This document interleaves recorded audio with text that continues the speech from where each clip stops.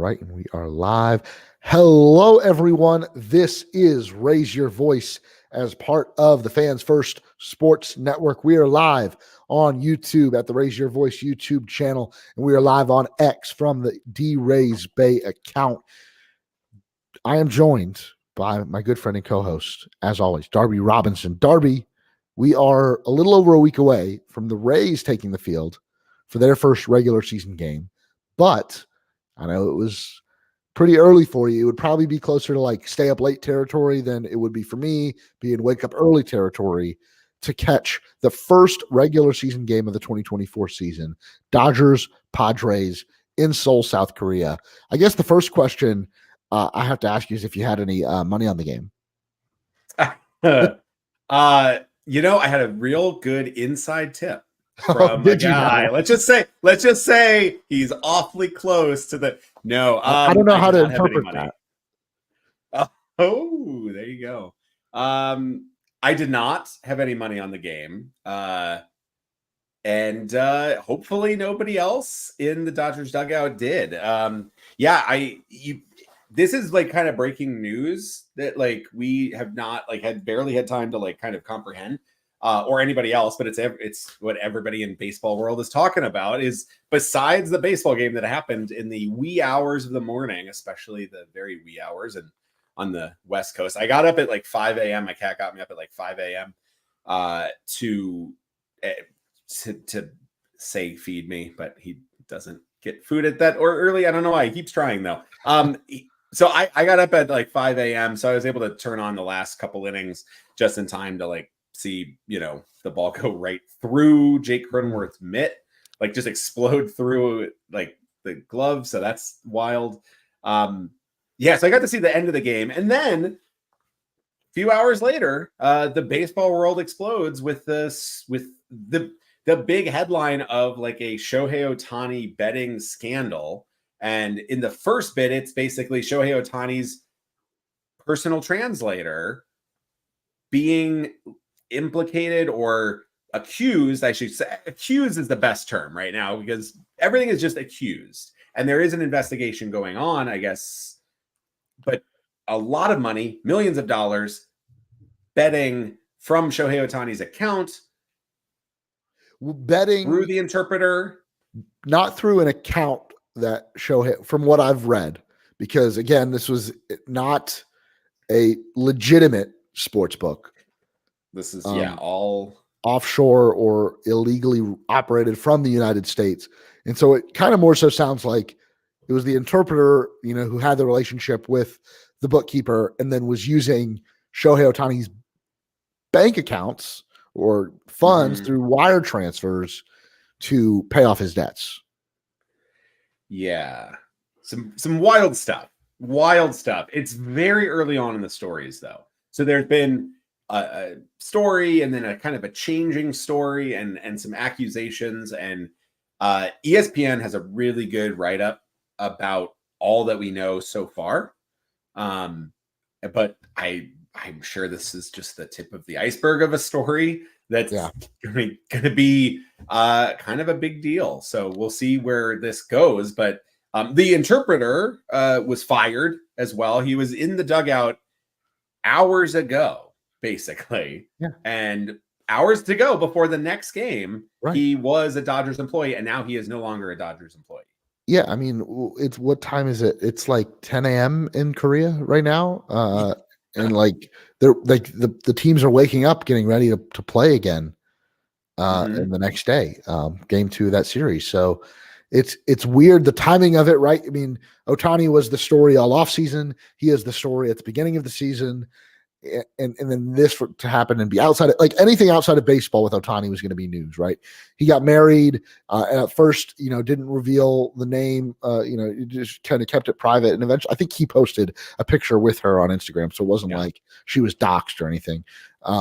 And she's now become part of the story. So I don't know, it in a weird way, like I'm not one of those that say like when something bad happens, like it's quote unquote good for baseball. But the fact that Shohei Ohtani is becoming one of, if not the most talked about athletes on the planet right now is probably, I don't know. It's weird. We haven't had that in baseball for a long time. But like Darby said, we don't know really what happened. There's some ESPN reporting. Stories have changed. There have been confessions. Like the interpreters confessed to crimes, it sounds like betting illegally with millions of dollars.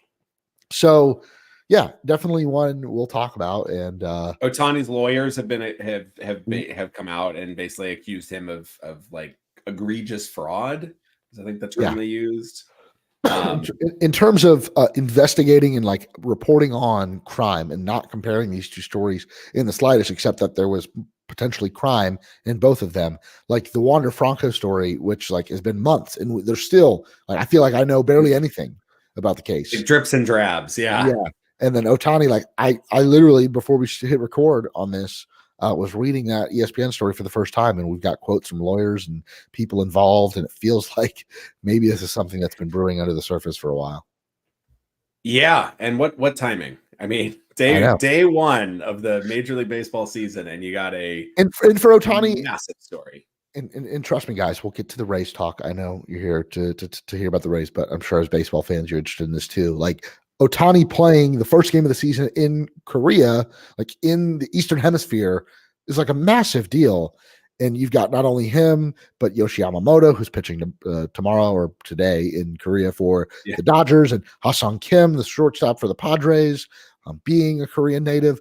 This was a big deal. And I think everything else around this event has been like a huge, huge win for Rob Manfred and for Major League Baseball. Maybe some positive press in a time where he's really needed it in the last couple of years. But one of his goals that he has said is to grow the game globally and to host events like this with stars like this is good for growing the game. And so it's weird to see this story come out at that time when all of this is happening. Yeah, this is pretty crazy. Let's get to the Rays talk. Some more not so great news. The last time we had recorded, we knew about Johnny DeLuca and his broken hand, right? We knew that the Rays were going to be without their projected fourth outfielder for at least a month, but probably a little bit more. One of their starting outfielders now has gone down, Josh Lowe, who had dealt with a hip injury earlier in spring training. That turned into an oblique injury. I'm not sure if the two injuries are precisely related, but he kind of came back for a few days and then went down again. And it is pretty clear he's going to miss opening day. But with a player who relies on his kind of athleticism and he's kind of lanky and the way he moves, not only at the plate, but in the outfield as well, an oblique injury sounds like just not the right type of injury you want if you're Josh Lowe. No. And I feel like that was the big injury of last year for a lot of the Rays was just like obliques just really stretching out too. Right. No pun intended. Like it's like an injury that lingers and it kind of saps your core, and it sucks because it's not one. Muscle injuries are tough because they're not you kind of have to just let them heal, and the timetable is kind of nebulous, right? It's going to be a few weeks, and then you have to kind of get it ramped up again, and then a lot of opportunities for setbacks. It's a real bummer because Josh Lowe was such a bright spot last year, such a promising young player, and so I know he was so psyched for this season to be like this key element of the Rays. A full-time starter in right field, kind of anchoring that down. As were we, right? I mean, I know we talked about like the Josh Lowe AL MVP futures bets, and well, I do think there's like probably like a really small like margin of value there. We were mostly joking about him winning MVP, but I think what the fact that we even talked about it showed how confident we were in him to. Like last year, he made the jump from role player to everyday player, and then make that jump this year from everyday player to, potential all-star caliber. And in terms of like coming into this season, most excited of like where they were last year and where they could be this year. Like, I think we've seen like the top of Yandy Diaz, right? Not to say that he's going to be worse this year. I don't know if it can get much better. Like that is an incredible season that he put together. Randy Arozarena has been incredibly consistent the last 3 years. Like we kind of know what we're going to get. Josh Lowe, it was like can he take that next step forward? Right. There was a pitcher that I felt very similarly about, that we'll talk about in a little bit, who also won't be on the team at opening day. But yeah, Josh Lowe just seems so primed to take that next jump. He's very confident. He's done a lot of media for the Rays. I think Topkin and oh my gosh, Adam Barry. Adam Barry. Adam Barry. Thank you. Has talked about him at length. He's done, I think, This Week in Rays Baseball or whatever it is that they do in spring training. Like, I think everybody felt like this was Josh Lowe's time to step up. And so, yeah, it sounds like it sucks that it's going to be that season is going to be cut short or going to be a late start. Hopefully we get him for a good chunk of the season where we'll still see him take that step up, but it won't be right away, which leads to the question. Now the Rays are without two outfielders that maybe a couple weeks ago they thought would be their opening day roster, kind of like, maybe a platoon there, right, in right field. Where do the Rays go from here? I mean, it's two of the biggest blows because you have your backup center fielder and then your like kind of emergency center fielder, and now you're down both of those. Right. We were talking about Richie Palacios and like with DeLuca's injury that probably opens the door for Palacios, who is not as good at defensively as DeLuca. He grades out similarly to Josh Lowe, honestly, like not, like I think there's a lot of athleticism there. So I think the Rays also think he can be a better outfielder than he's showed. But he's gonna almost certainly now he's definitely gonna make the team at this point. And he's gonna be asked to do a lot. Like you might see him as your when Jose Siri needs a day off, you might see Palacios in center field. We also saw Randy Arozarena get some center field starts in the spring.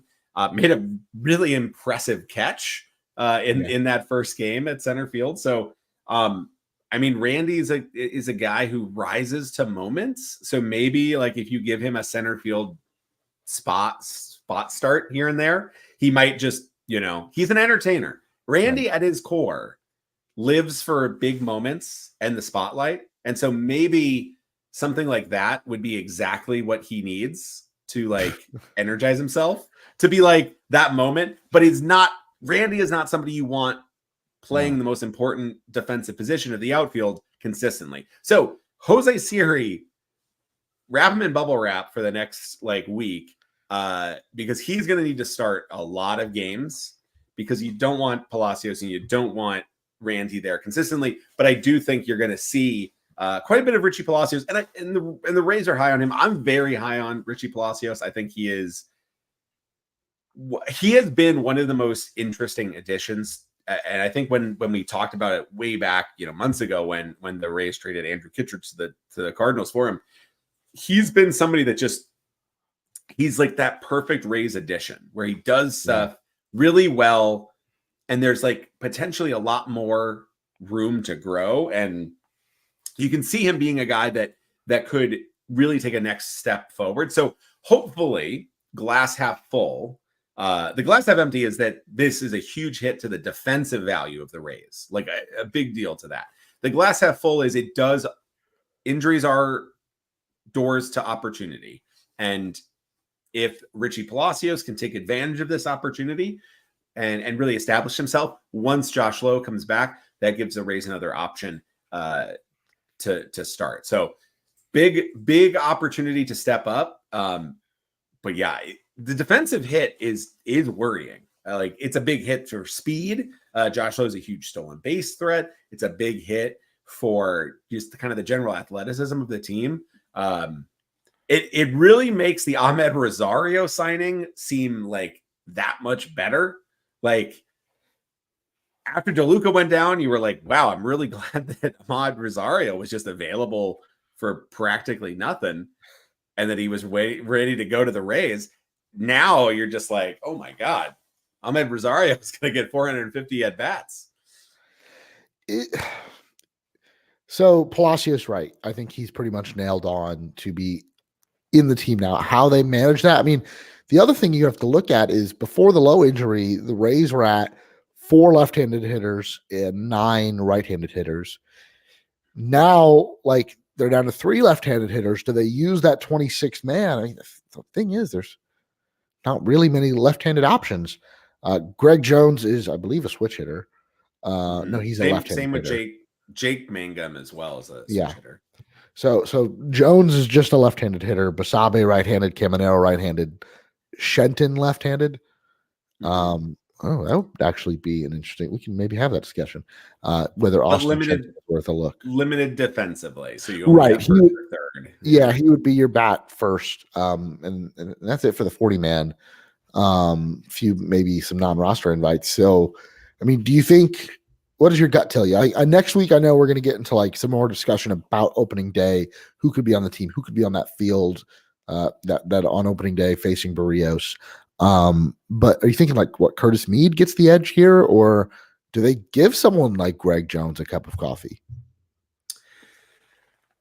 My like way outside of the box one was Jake Mangum as a pure speed, pure glove guy who's hit extremely well in the spring, which I would not read too much into. Spring state, there's always some very hot spring training stats that do not translate over, but he has hit the ball incredibly well. He is a very solid glove outfielder who's played center field quite a bit and quite fast. So that athleticism as the 26th guy, as your, backup center fielder, pinch runner, defensive replacement, I think there is some value there. I think you can open up a spot. Wander Franco has not been added to the administrative list yet. That would be, I was going to ask if there's another. That's your 40 man. That you can do that for that. You've already added Jacob Wagesbach, which we'll talk about the pitching side in a bit for Jeffrey Springs. And so as you need a corresponding move when you make those 60-day or administrative list things. So you could do that if you wanted to. I do lean towards Curtis Mead. Mark Topkin released his like opening day projections or predictions, and he mentioned Curtis Mead like kind of getting the nod now that there's this other injury. I still am struggling to see the fit, like where he gets at bats. But I do know the Rays just think like he's ready to be in the major leagues and to hit. And yeah, maybe this is just an opportunity to like give him a shot to try it out and get some at bats. But I am struggling to see exactly how you fit all of these bats in there. Maybe you just say like against some tough lefties, it's Mead at second base, Caballero at shortstop, Rosario in right field, and Harold Ramirez at DH, and you just go like extreme righty and absolutely pummel the lefty that you can face. But you're going to face a lot of righties, so you kind of want some guys that can hit lefty. I know it won't because it's Kevin Cash and he always does this, but it's starting to feel like the Rays lineup is going to write itself almost every day, given how heavily I think they're going to need to rely on matchups. I think for a couple of years, like the Rays did have a lineup where the bottom half churned a lot. But at least last year, at the start of last year, I mean, you knew that it was going to be, Yandy, Franco, Rosarena. Like there were a lot more guys. Paredes. Yeah, Paredes. There was a lot more guys written in Sharpie than in pencil. Yeah. I don't know if that's where we're at this year. Like I think the lineup's going to write itself, but like less everyday guys where it's like, okay, we've got a lefty going. So we know Rosario is going to play second today and Mead is going to DH and, so-and-so is going to play right field. I guess the more guys we bring up from like, oh yeah, they would have started in AAA, but yeah, it'll obviously be Curtis Mead or Jake Mangum or Greg Jones. Do the Rays need to look at the free agent pool, get one of those guys that might have been looking for a major league spot, but has really waited and hasn't gone to camp anywhere, and sign them up with some sort of deal that has, incentives if they stay on the team throughout the whole season, because we really just see you as, an injury replacement. I don't know who you'd look at. I mean, has Tommy Pham gone anywhere yet? I believe he is still on the free agent market. That's what I was Okay. just thinking. Yeah. Defensively, though, I think the Rays are in a similar spot where they are like, okay, you can just throw Harold Ramirez or Tommy Pham out there. They're both similarly like liabilities. And so Pham and the Padres have been discussing a deal. I don't know if they have gotten there yet. I think he's not in Korea, so it hasn't been that. It's not that serious. I don't know like what Austin Meadows' status is. That would add another left-handed bat. I hope for like his sake that he's doing better and healthy. And that feels more like a long-term, right? And yeah, I think the Rays are looking for that. The one I think he just got scooped up was Michael Taylor. Michael A. Taylor is exactly who I was like. If he wasn't signed, if he didn't just sign, he would have been another great. Because he signed for, I think, really cheap as well. I mean, maybe Raimel Tapia, right? There's a relationship there already. That's true. He is still without a team. So, again, like guys that have just played before, I think that's valuable right now. I think that's valuable. I think, though, early on in the season, I do think the Rays look at the beginning of the season as a way of kind of trying stuff out and seeing where the chips fall and knowing that you can go out and get something later, right? Like Raimel Tapia. Is that gonna work? If your choice is Raimel Tapia or not Raimel Tapia, like he'll be available. Raimel Tapia will be there. Okay, like and again, I think I'm leaning towards Curtis Mead to start the season, and then like you said, if you need to add or make a move, there's plenty of time to. But like, let's say it's like Greg Jones. They want to go with Greg Jones. Would Raimel Tapia not be better than Greg Jones? He would be better floor, but no ceiling. So it's like, what's the role? Is the role that you want to give a guy like maybe a couple of weeks? I guess my worry is get something. I guess I'm still pretty confident about the team overall, right? Like a Josh Lowe oblique injury is not going to like tank my expectations, nor would an injury to the number 5 starter. But at what point is like this team is not that good? Not to say they're bad, but like this might be a 500 team. You need to raise your whole ceiling. Yeah. And I get that. That's where I think the floor at least helps us. Like, okay, we're not going to be in last place come May 1st. Like, even though it might be close and tight and still a lot of baseball to play, the games count the same in April as they do in September. Like, I'm a little worried about I'm not worried about the team right now, but what happens if one more person gets hurt, right? What happens if it's a longer term injury? What happens if you have to think about a season without that player? That's where my head is at right now. Knowing that we got through like the first month of spring training, like mostly injury free. And now it's like, there's a starting pitcher that we had a lot of hope in this year. There's an outfielder that was going to be our starting right fielder and maybe an all-star. Oh, we're going to not have either of them. Now I guess I'm starting to get a little paranoid as we get closer to opening day. I think with that, I totally get where you're coming from there. I think that's true. I think when you look at the free agent market, like if Michael A. Taylor was available, that's exactly who I'd be like, yeah, that's a guy that you can really bring in. Adam Duvall would have been a nice one, but he got scooped up. Like I think that shelf to the next level below is pretty darn big. Yeah. And so like when we're talking about, and no offense to Raimel Tapia, he's got like some of the best hair in all of baseball. I am extremely jealous. It's incredible. So much so that that's how we knew they signed him, as opposed to any release or transaction. There's no transaction knowledge. It was just the back of his hair. It's like, we know who that is. Yeah.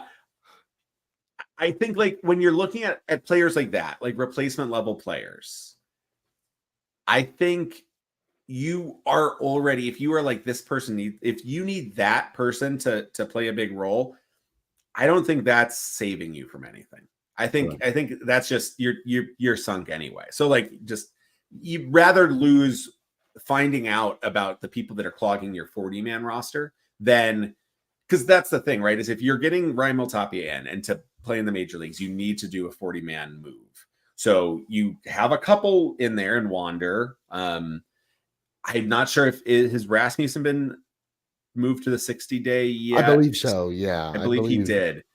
I think Wander's the last like piece you have to open piece to chess piece to move. All right, then who would be your next addition? Basically make your choice, right? You'd have to make that choice of then Greg Jones, you just DFA, right? So it's like, is that the better choice right now? Is he now? We're getting closer to DFA territory, right? Where like moves are going to be made.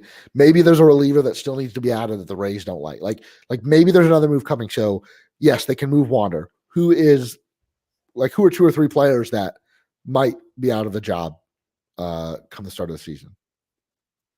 I think Greg Jones is on the bubble there. Potentially with these injuries that maybe helps him stick around. Yeah. I think, or maybe there's a team that wants Greg Jones if he had to go through waivers. This is also, the bubble time is also an opportunity for potentially a pickup from another team as well. So that's the other thing, is that you are looking at an opportunity where it's like maybe there is a squeeze out, and the Rays are scouting everybody. So like maybe there's like an opportunity of like a very minor swap where a team is like, we're gonna have to DFA this person, we're gonna DFA this person. I don't think any team's picking up the phone on those. Not with the Rays. And not after Harold, I guess. But Harold Ramirez and Jason Adam, maybe the Cubs will just give us another one. And who did we get for? I mean, we got Jeffrey Springs for Ronaldo Hernandez in a spring training deal. Yeah. He was a DFA'd player. We got him and the other guy, whose name I don't remember. Pitcher, right-handed pitcher. Yes, like to pitch. He liked to pitch. He was yes, but we can't remember his name. We know his hobbies. Do you really not remember his name either? I cannot remember. I can't. No. I can picture. Gosh. I can. I know what he looks like. You're right. Yeah, he can walk in and I can give him a big dog. Let's not cheat. That's about it. Yeah, that's all I got. Let's not cheat. Let's see if we can think of it before the end of the show. Chris Mazza. There you go. Chris Mazza. Wow. Well, yeah. There's I probably lost some like other knowledge in there in my brain to fit that one in there, but it's in there now. I know, like for Immaculate Grid, he's pitched it for at least 3 AL East teams. I think the Red Sox, Rays, and Blue Jays, I believe. Oh yeah. So I can cheat now and look. But anyways, we will get on with it. That was a spring training trade where the Rays got Jeffrey Springs, who now is on the shelf, but was seen last year as a potential Cy Young candidate by some.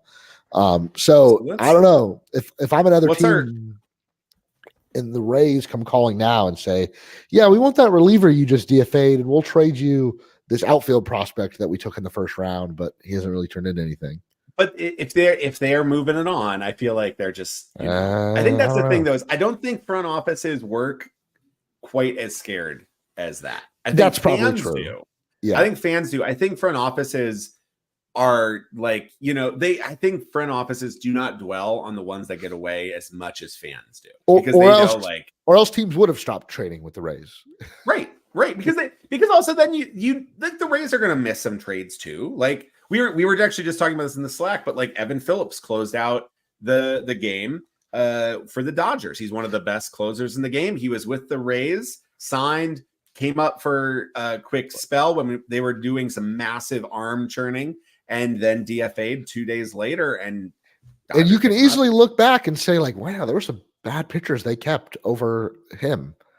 Right. Well, that one was a tough one because I also, at the time, I was strongly against that trade. You can go check the tape. I was a huge Evan Phillips fan because I just love like breaking ball led relievers. I just think that's like a very fun, like pitch archetype. And so I was really excited about him coming up.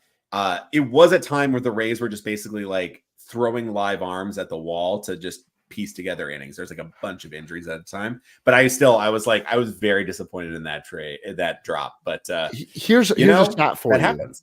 Yeah, here's a stat for you. He's thrown 135 2/3 innings of relief for the Dodgers over 4 seasons, and he has a 1.72 ERA. Incredible. Yeah. And I say 4 seasons. I say 4 seasons. He just started his 4th season today, and he got a save in I think a 1-2-3 inning. It does feel like that's the one that got away, but maybe there's another Evan Phillips out there somewhere that just got DFA'd by like I don't know, Pittsburgh and somebody will take him. or So- Miami. So here's the thing. I'm looking at the 40-man roster right now. And already I'm seeing that Wander Franco, that move is for the catcher. It's for the backup catcher. That's right true. Now, there is no backup catcher. So they have to do that move for a backup catcher, whether it be Austin Jackson or Francisco Mejia. After that, here are the options on the 40-man besides a trade, right? Because we have talked about like a Harold Ramirez trade, which I think becomes a lot less likely now that you have these injuries. Like I think Harold Ramirez is incredibly important because at least he can stand in the outfield. And we talk about raising the floor, right? But like Harold Ramirez, yeah, you look at is the floor. Would you want like a random free agent coming in, or do you want Harold Ramirez, who's put up like 120 WRC plus the last 3 years? Yeah, Harold Ramirez. If you just looked at his baseball card, you'd be like, "Holy crap! Why would you ever consider trading this player?" And then you watch one highlight when he hits into a triple play on a ball that's like in the dirt, and you how did this guy ever hit this much? This guy does not strike out. He hits everything. He actually has a little bit of power. and then you watch him swing and you're like, what the hell is he swinging at? But then you watch another highlight and he still swings at a ball that's bouncing in the opposite batter's box, and he hits it into the outfield for a double. And you're like, what the hell? That was the worst swing decision. That was the worst swing decision I've ever. Yeah, Harold Ramirez is a very fun baseball. Like if you're watching Game Day, he's very fun because you'll see like the little blue dot for like in play, no out, and it's like all the way in the corner, and you're like, how did he? What? I need to see the highlight of this. What happened? Harold Ramirez is a character in Moneyball for sure. Absolutely. So here's the thing, right? If you're looking at the 40-man right now, and there's no clean 60-day move, here are the minor leaguers. Right? I guess Taylor Walls, if his injury is really bad, you could 60-day him. But is that 60-day start of the regular season, or is it retroactive to his time in spring training? I actually don't know how off-season 60-day works, but here's your minor leaguers that are on the 40-man roster. Austin Shenton, he's not getting DFA. He could be traded. He is a trade piece, but he is not getting.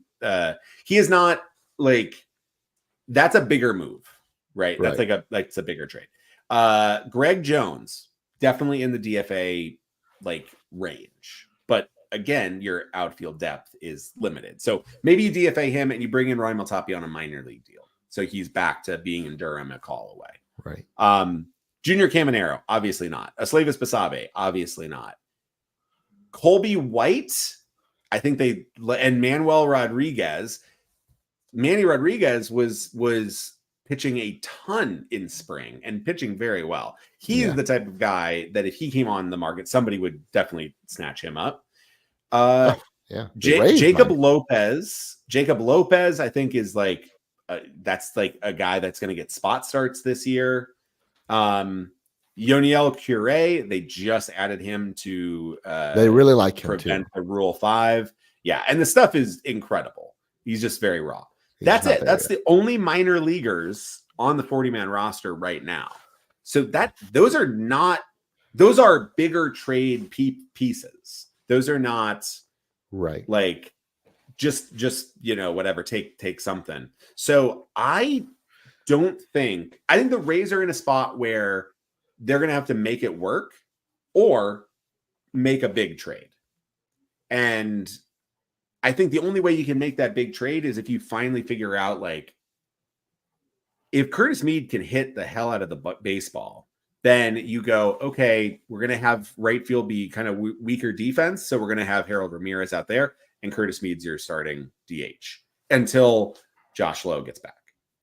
And I think you're overall pretty happy with that. I think you're going to have to basically, I think Jonathan Aranda and Curtis Mead are going to have to basically get a runway, because otherwise you need to move on from them. And this is the only way you're going to ever find that out. And if they sing, I don't think there's a move easy made to raise the floor enough to not warrant taking that shot. That's my take. Not that I disagree with your point that like this is a kind of a precarious situation, but I also think like I don't know if there's a better choice at this point. No, I agree. Like, while I am worried about it because it's an injury to a starting player, like they've got the depth right now, but will they throughout the season? I don't know. I guess that's my worry. And so, let's move over to the pitching side. I think we've covered kind of how they're going to fill the outfield gap. This one, pec strain for right-handed pitcher Taj Bradley, a guy who I think it's fair to say struggled in his rookie season. Mixed bag. I would say more mixed bag. Yeah, well, while he struggled, peripherals were there. Right. While he struggled, he looked really good. He's a guy where, like, I watched him and I was very impressed for a pitcher his age and how he attacked hitters. I really admired that, and it's something that, like, I don't know if we've seen out of.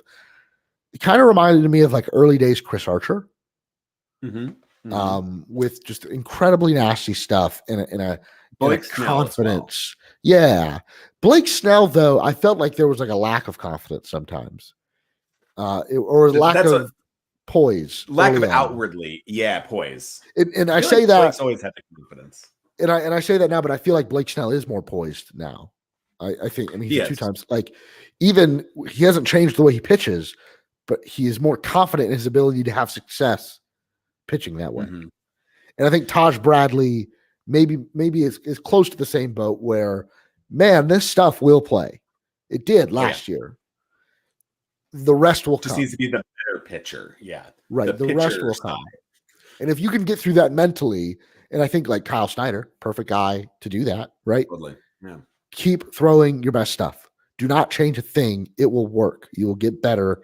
You will develop. You will realize what it means to be like a top of the line big league pitcher. Like if any pitching coach has shown he can do that to multiple different pitchers, it's Kyle Snyder. I truly think he's the best at it. So Taj Bradley goes down, right? And so now the Rays are stuck with, and we've talked about early on in the spring, it was whether or not Taj Bradley would make the team. And then it became Taj Bradley, the Rays. He did a couple interviews, which makes me think the Rays, kind of tipped off the beat that, hey, we're leaning towards going Taj. Might be better, good to talk about him. And so he did a couple interviews. And so it was pretty locked in that he was, not only going to be on the team, but he was going to be the 5th starter. Like the Rays, like no one shied away from saying, like, here are the guys we know are going to be starters, Eflin, Savali, Littell, and Pepio. And then here's Bradley. He's going to be our 5th starter. And so we're going to work on some things. But anyways, he goes down with a pec strain. What do we do with that now? You've got, I think, Tyler Alexander that was already going to make the opening day roster. Now kind of slots in. Like we knew he was going to throw some innings, especially early on in the season. Now maybe just throw a few more innings, whether that be as a starter or not. But he is even more cemented on the team. The other discussion goes to Jacob Waguespack, who was just added to the 40-man. He came up as a Toronto Blue Jay, spent some time in Japan, and now is back in the States throwing really well. And very well, I think probably is best positioned to get the roster spot from Taj Bradley, if not the starting spot, but at least the roster spot. And then Naoki Iwasawa, who was signed notably, probably the Rays' most notable acquisition this offseason was to sign Iwasawa. And he would turn down other major league offers. The Rays, he said he would go to Durham, but nothing is guaranteed. And so he could be in the mix as well. I'm leaning to just Waguespack getting it, and him and a mixture of him and Alexander getting bulk innings in Bradley's spot, however they decide to do that. But I'm curious, do you think there's going to be another curveball here with the pitching staff? There's always going to be curveballs with this pitching staff. I actually think it's interesting. So both Alexander and Waguespack have options remaining. So like they can be optioned, which is good. I think both of them, again, we've sort of talked about this. They're both right now currently on a roster resource slated in. Not that that's like a that's just sort of taking in what's the vibe of like the news that has come out publicly. Right. I do think they both.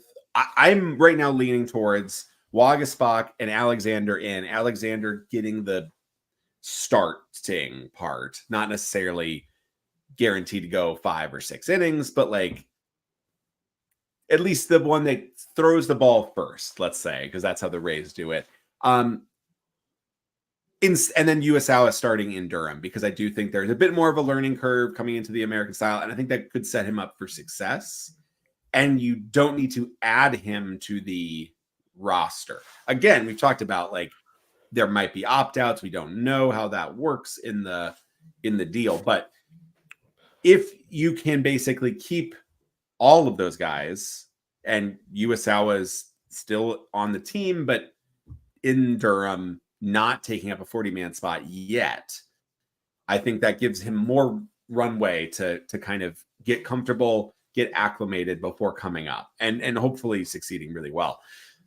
I look at the Rays going out and getting Tyler Alexander early on. It was like the first move of the offseason, basically. Right.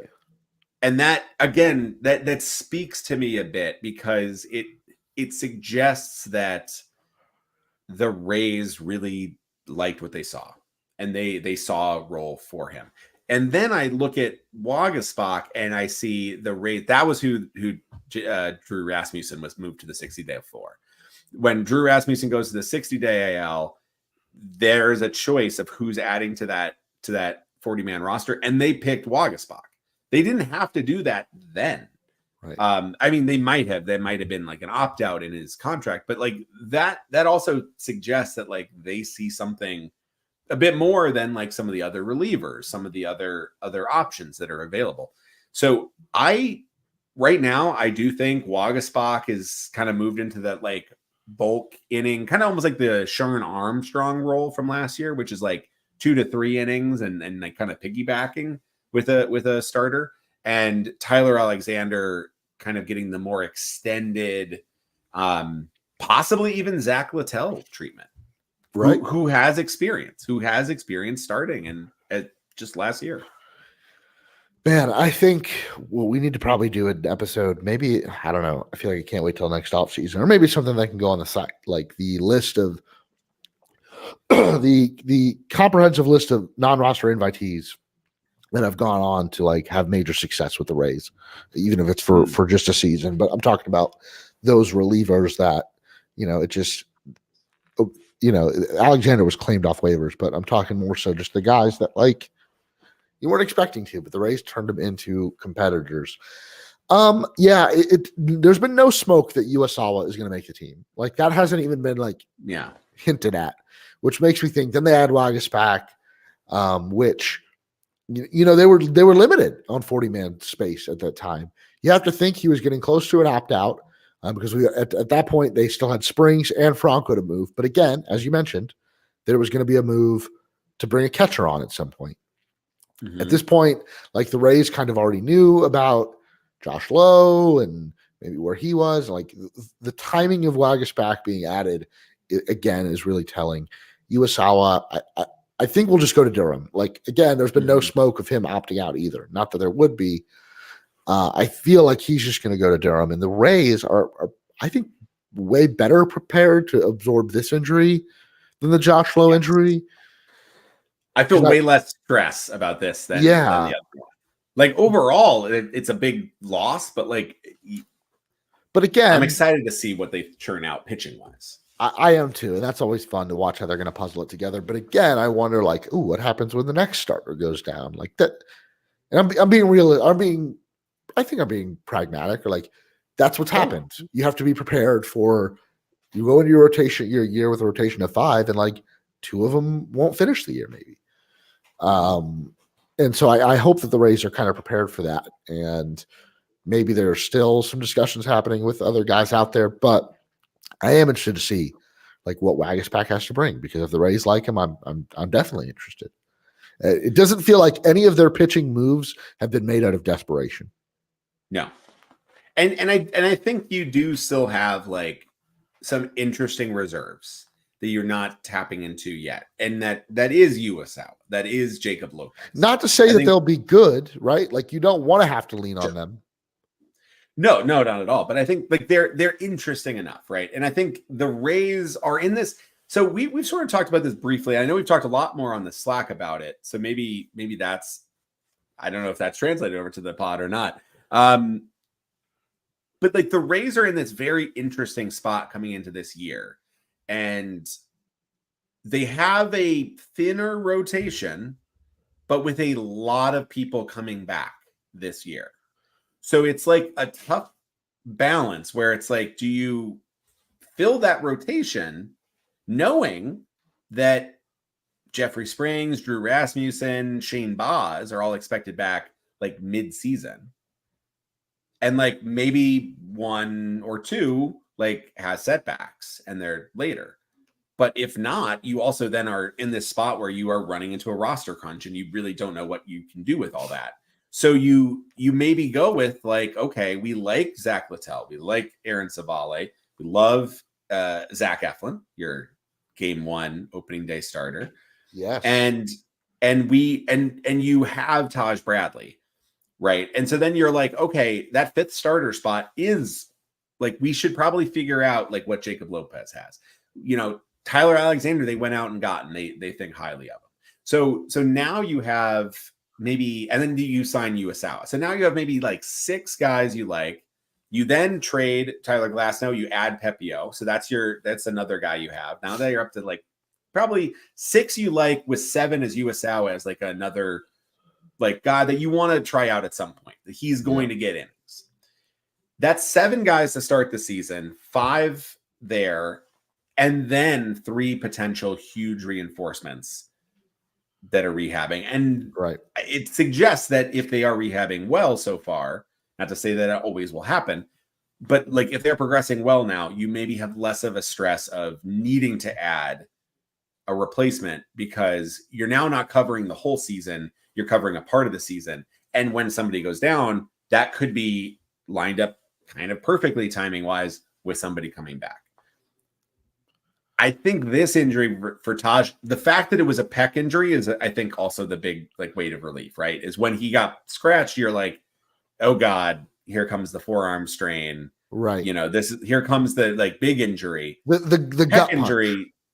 Yeah. And which that, we again, are like, it has happened every year. So like, I'm sorry that like I might sound like super pessimistic, and I'm sure I've done this on the internet before, and I don't mean it this way, but it's my experience. It's like, if I make a joke like that a pitcher is going to get, like, I use their name, is their arm is going to fall off. Like, I've made those jokes. Like, I'm not wishing for that to happen. I'm just saying it's just, you've seen Tony Saunders. Right. And so I maybe I shouldn't make those jokes, or not. They're not even jokes. They're just like me saying, yeah, someone's arm's going to blow up. Like, because it's going to happen. It's happened to all of them. That's also that's modern baseball, right? Like, that's not, you're not going to like, and that if you bet on, to get back to the betting, if you bet on injuries, you're probably going to be right more often than you are. Yeah. And I'm pessimistic. I'm pessimistic about baseball and arm health. Like, I think that might be like one of baseball's biggest issues that they're not addressing, like that the league is not addressing. That's a podcast for another time. But Taj Bradley, like the only part I'm worried about with the pec strain is, one, that it's a strain, like it's a muscle strain. Again, we just talked about like core and other, you know, his chest, like a chest muscle injury. That doesn't sound great, and it might have some lingering effects throughout the year, especially if it's like on that, if it's that pitching side, especially you use that pec muscle, and it's connected to your shoulder muscles. You know, we learned this, all the muscles connected. I don't know. It's still scary. Right. And when you come back, if you are favoring the pec, you're putting more strain on the shoulder, because you're now having to, and then more on the forearm and the bicep. Ugh. Yeah. You and the oblique too. So now you're also getting that in there. Yeah, no, it is super scary. And I think like I'm wishing him well and hope he will be able to make a full recovery. In the meantime, though, I do think I am very excited to see what Tyler Alexander can do. Like, I like, it's one of those things where it's like, yeah, I'd love to have maybe signed like Blake Snell instead, but like also I think there's this is also the Rays, and again, I maybe too much so, but like when it comes to the Rays, when it comes to pitching, I'm much more in the if they're not panicked, I'm not panicked. Right. And that's my kind of mode of like when it comes to the hitting, I'm in constant panic mode. Like I didn't expect us to score a single run against the Rangers, so I like and you were was right. almost proven fully correctly. But like this year, I'm a little bit higher in the offense. Losing Josh Lowe is such a that's like much more of a gut punch. This is more like, okay, Taj, we'll come back from this. This isn't like the big like 18-month like surgery, but in the meantime, I am excited to see what the Rays piece together, because pitching is one of those things where they are not coming in saying like we need to replace 6 innings of elite starting pitcher or potentially elite when it comes to Taj. They're saying like we need to get through 9 innings, giving up less runs than we score. Right. And so I think when you look at guys, I'm excited. Like I think Waguespack and we haven't even talked about like Kevin Kelly as like an option too. Like Kevin Kelly's like on there as like he could go up there, and you just leave Waguespack down. Like someone on the Rays subreddit, I should shout them out, but someone on the Rays subreddit replied to our post when I posted the link for the podcast last week and asked like why we don't give as much love to Kevin Kelly. And I guess like I hadn't that's a great mentioned question. A lot. Yeah, that is a great question. This man was pitching in the postseason. Yeah, and talk about like not an org soldier, right? Because we just got him from the Rule 5 draft, but like a team soldier last year. Like wasn't necessarily the mop-up guy, but was kind of the footnote, was never the headline of like any Rays win, even though he played some big roles in a lot of games. And I do like Kevin Kelly a lot, and I think he will pitch for the Rays this year, as I do with all the other guys in the bullpen. If you're Kelly, on the 40 man, you're pitching. You're pitching. And the worst thing that could have happened to Kevin Kelly is the fact that he still has options, right? Like if he didn't, I think the Rays maybe don't make another move, or maybe there's room for him because of what he provided and still how cheap he is compared to some of the guys that are in arbitration. But Kevin Kelly will pitch. I don't think it will be right away. I think he will come up at some point and, probably use as many of those options as they can. He seems like a good guy to keep around. So let's give Kevin Kelly some kudos right here. Last year with the Rays, 67 innings pitched, a minuscule 3.1% home run to fly ball rate. He kept the ball in the yard. Yeah. 47.7% ground ball rate. He was getting those ground balls. 3.09 ERA, a 3.09 FIP. That's fantastic. That's wild. It was just basically all as good as he should have been. The 3% home run to fly ball. That's where that comes from. And a 1.2 Fangraphs wins above replacement. 1.2. It is insane that a over like one win above replacement as a reliever is because WAR is a counting stat, right? So relievers do not get as much opportunity to get counting stats like that. That's great. That's like insane. Like one win is a huge impact on a reliever. Like Ryan Presley has been one of the best relievers in baseball the last few years, and he's like a 1.5, 1.7 win like closer. Like it is crazy, honestly. Shout out to that user, because it is nuts that I completely forget about him sometimes, and I'm like, yeah, well, he's not. It's like it's like a new toy, right? You want the new toy, the old toy, whatever. It's like that toy's great. That was so much like. He was so fun. He was the new toy. He was the Rule 5 guy. Yeah. The Rays never do Rule 5 draft picks. They never do that because they want the churn. They were like, this guy is so good. We want him, and we're going to have him on the team the entire year and use him a ton. 67 innings.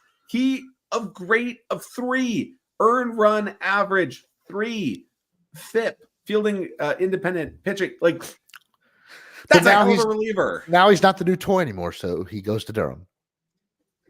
Hello, Jacob Waguespack. Bye, Kevin Kelly. He's like, yeah, we'll take you off the shelf in June when we need you, but we're going to play with Tyler Alexander now, and Chris Davinsky, who we brought in last year and we really liked. We're going to go with those guys. There you go. Chris Davinsky probably is the direct replacement for Kevin Kelly. Potentially. I think the thing with that is if Chris Davinsky turns into a pumpkin, good news. Here we have his old toy gone, new toy back. We have Chris Davinsky at home. We have Chris Davinsky in Durham. Yes. His name is Kevin Kelly. We have like 3. Yeah. And Kevin Kelly, I mean, his minor league numbers, he struck out a ton of batters. And I feel like there's still more to unlock at the big leagues. There's potential there. Yeah. Like 11 Ks per 9 and a 60% ground ball rate. He was less than both. Like he did not get as many Ks in the majors.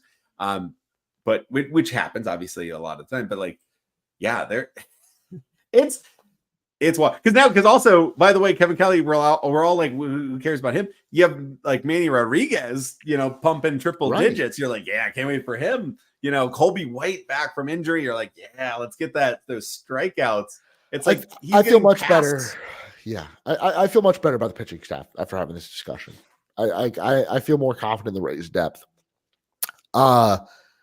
With that being said, Zach Eflin, we'll probably end the show with this. Zach Eflin named the opening day starter for the first time in his career. And I guess what I have to say about that is he's home, like he's from Florida, right? From Orlando, right? So somewhat of a local, he's a native son for Florida. Signed as a free agent and had a lot of success in his first year. I think like he's not Charlie Morton, but like, wow, we just signed a free agent pitcher. Like this guy chose us because he wants to be here, endeared himself to the fans and pitched really well.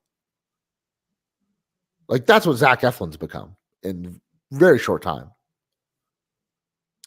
Absolutely. Well, and this is also just exciting because like I know this opening day start will mean a ton. Yeah. That will mean a ton for him.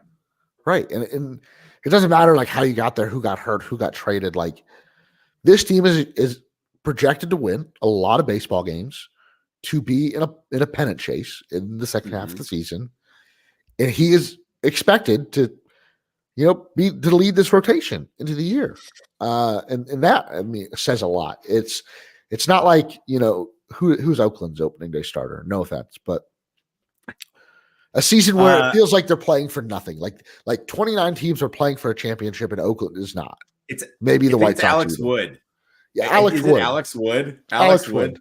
That is correct. That's its own sporkle. Is like name random like Joey Olive had a tweet where he like had like there was like a compilation of screenshots of like team opening, like team press, like opening day starter is like the most random ones, like Clayton Richard of San Diego.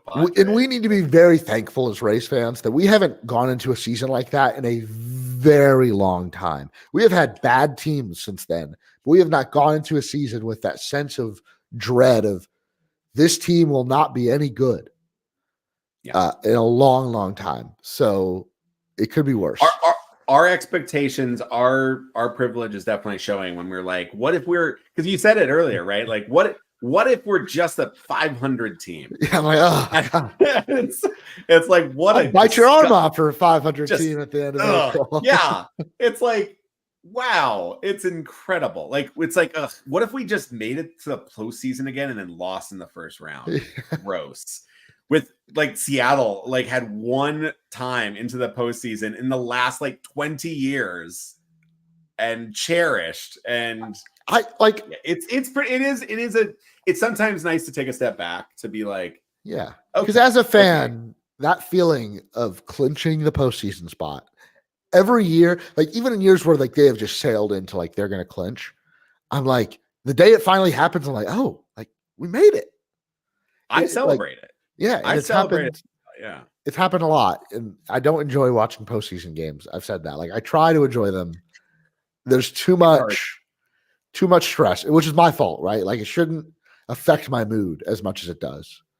But I don't enjoy watching the post. But like it's all about the chase. Mm-hmm. Just get to the postseason. The chase is great, and see what happens. Like that's why I'm ready for opening day. But yeah, Zach Eflin. I mean, there wasn't too much question coming into spring training, right? As long as he was healthy, he was going to be the opening day pitcher. Absolutely. You know, it wasn't going to go to Savale. Definitely wasn't going to go to Littell yet, but I don't know. Zach Littell's on that trajectory. I was about to say, like, come out of nowhere. 2025. 2025. Yeah. Zach as long as he Littell stays healthy, right? Sorry, I'm getting pessimistic. You are dropping right back into it. No, yeah. The last thing I want to mention, and we kind of talk about it for just a couple minutes. We're just over the hour mark here. Is we had a great discussion. I think it was Austin Ryman who started it in our Slack chat, and we were talking about the differences between the Bucks front office and the Rays front office. And there might have been a little bit of lightning talk in there too, and how the Bucks and Jason Light has really carved out, I think, a legacy with Bucks fans on the way he's built his rosters and kept players, surefire Bucks Ring of Honor players, Levante David and Mike Evans in the organization for so long. But Mike Evans, almost certainly going to be a Pro Football Hall of Famer as well. Levante, yeah, he'll be definitely considered. And the fact that he's kept them and been able to add, free agents, and they've now made the postseason in their fourth straight season. At least 3, yeah, I think 4 and 3 straight division titles. It was 3 years of Brady and 1 year of Baker. Yeah, that they've made the postseason. Yeah, so four seasons. Yeah, even the year before that, they were like 1 game away from making it with Jameis, 1 or 2 games. So Jason Light has done that, and he's kept his core of players not too dissimilar from how the Tampa Bay Lightning did it, and they've kept a lot of the peripheral guys have come and went, but. It's been Kucherov, Stamkos, Hedman, Vasilevsky has been the Lightning core for 5+ years and longer than that now, honestly. The Rays clearly don't do that. And this is kind of the discussion in how could the Rays act differently? How could they maybe endear themselves, and talking about the Rays front office and ownership, endear themselves to the local fan base?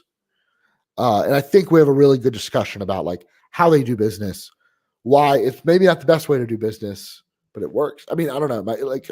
What else do we talk about in there, Darby? I want to make sure that people go ahead and head on over to draysbay.com and check it out.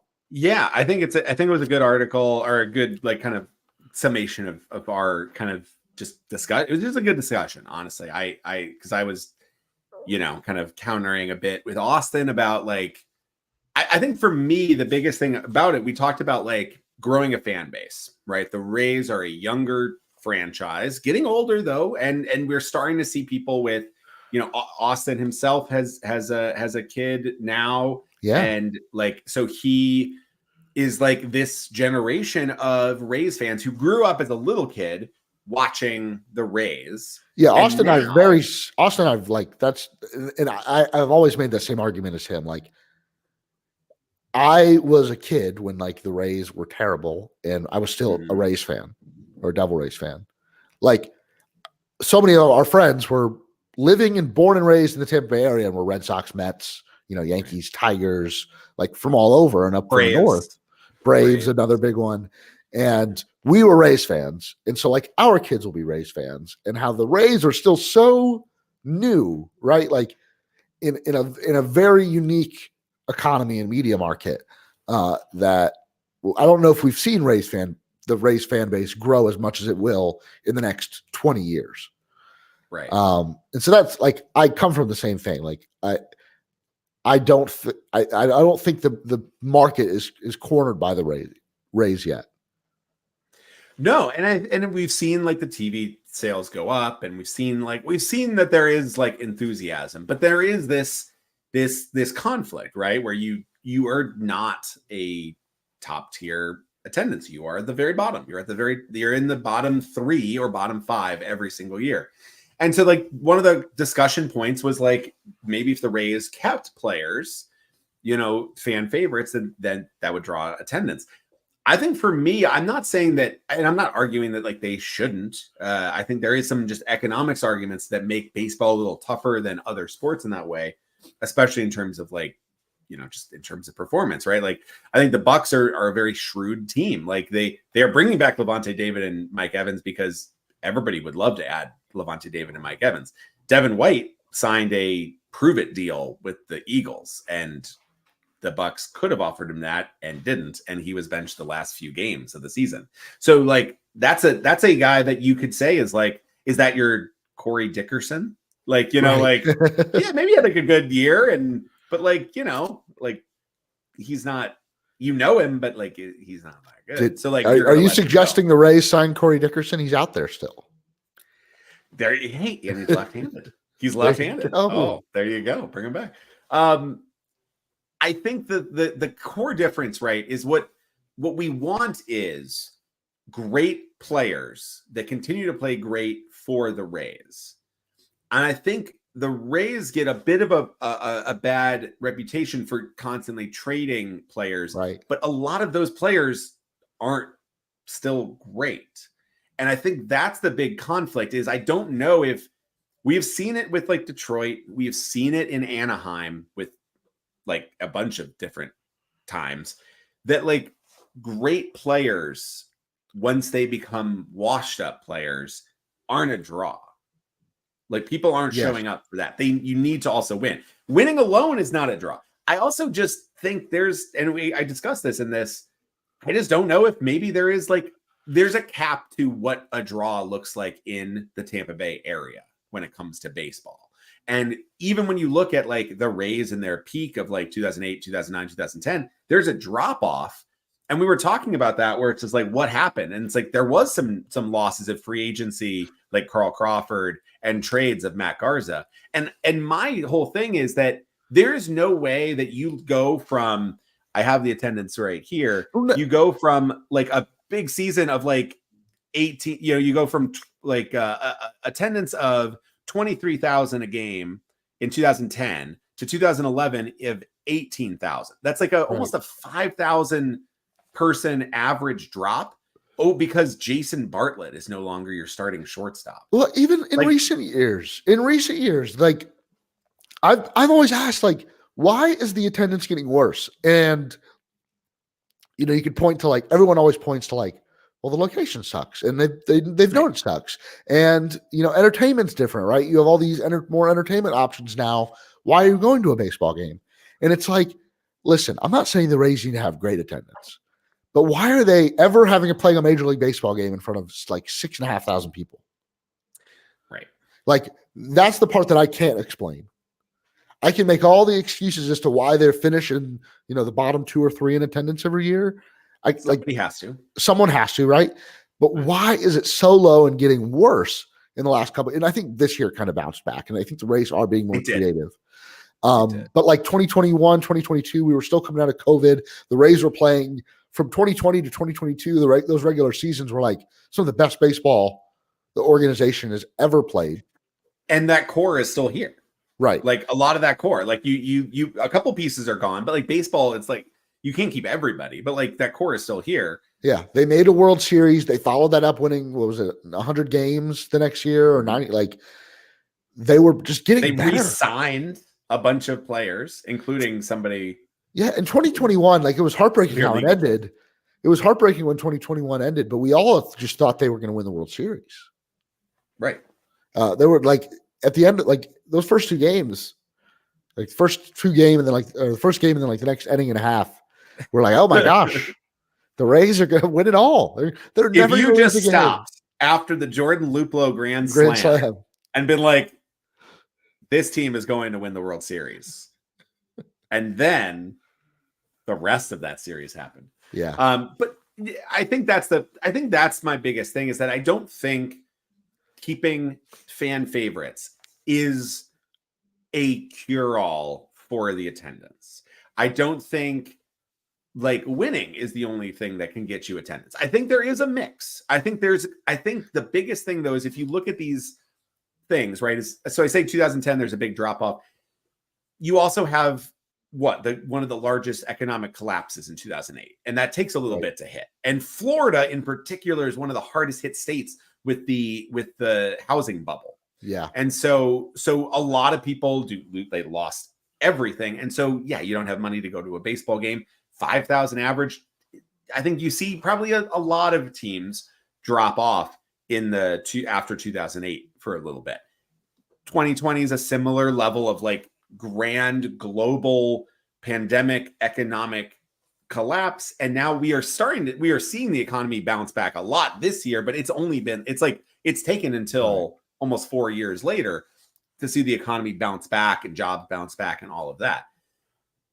I think the other big thing in there is that it's not just losing. I think it's a lot of things. And I didn't even mention this in the discussion, but I'll mention it here to close out. It's not just losing fan favorites, because, like, let's be honest, like, these players have gone on and they really haven't continued to play well. Most of them, some have, some haven't, but that's beside the point. It's not just losing fan favorites. It's not just like going into a dip and losing some games, like seasons before, like 2019.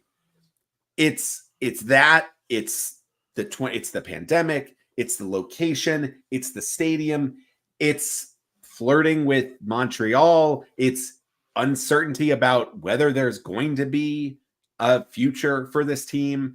And I think all of those things combined, right? New ways to spend money, losing your job, like all of these things combine to have an effect. And it doesn't excuse having postseason games, even at terrible time slots, that poorly attended.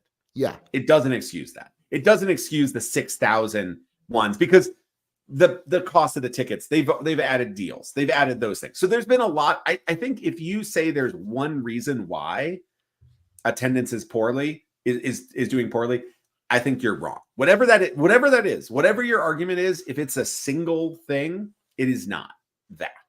It is probably a combination of things.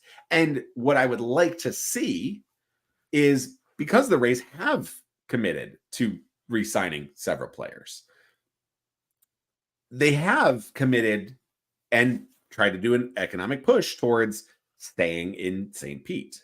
They have committed towards building a new stadium. If those things proceed, if city council votes for it, if there's shovels in the ground, if that's going forward, then I would hope to see that attendance at least rise into the 20,000 average, right? To not great, but like not embarrassing. And I think it's a combination of a lot of things that I think the Rays are doing that aren't insulting, but I think they are moving in the right direction, and I hope to see the attendance move in the right direction as well. Yeah, me too. And I think keep the discussion going in the comments. I know it was kind of just like a round table, and it was kind of just thrown up, and it was like very little editing from what we had said in Slack. And so maybe there's like an opportunity for a follow-up, or maybe everybody in the round table could hop on the podcast, and maybe we do like a bonus episode and we just talk about that. I think that sounds like something we should try to throw together. So hold us to that. But yeah, we've gone over an hour and 10 minutes. So if you're still listening, man, you must be really into this discussion, and you must be just as excited for opening day as us. There you go. And if you are Shohei Ohtani's translator and you bet the under, I'm so sorry. Oh my God. You are in some real, it's just getting worse. Oh boy. All right. I think it's time we get out of here. But first, if you're not watching on YouTube, maybe you're listening as a podcast, check us out on YouTube, like and subscribe. And if you're a YouTube watcher, head on over to your preferred podcast platform and go ahead and make those downloads as well. You can also hit the notification bell on YouTube to make sure every time we go live. We go live on D-Rays Bay, on X, and then on the Raise Your Voice YouTube channel. Oh, look, we've got a commenter. Let's see. Who is this? Danny Russell says, "Nice jacket, Darby." There you go. there you go. Danny, thank you for joining in the show, Danny. I think you're a first-time commenter. Make sure to like and subscribe. But as always, make sure you get over to draysbay.com, where Danny is our managing editor and puts out a lot of great content on the site himself. The captain. Yes. The captain. He is our captain. And so make sure to head on over to draysbay.com as well. If you really want to say thank you, we're on Patreon.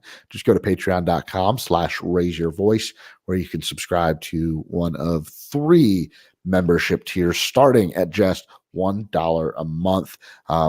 As we gain subscribers on that, we're going to look to do some bonus content, maybe like that bonus episode we just talked about with some of the writers from draisebay.com. So that is going to do it for this week's episode. Once again, thank you guys for listening, and we'll talk to you next week.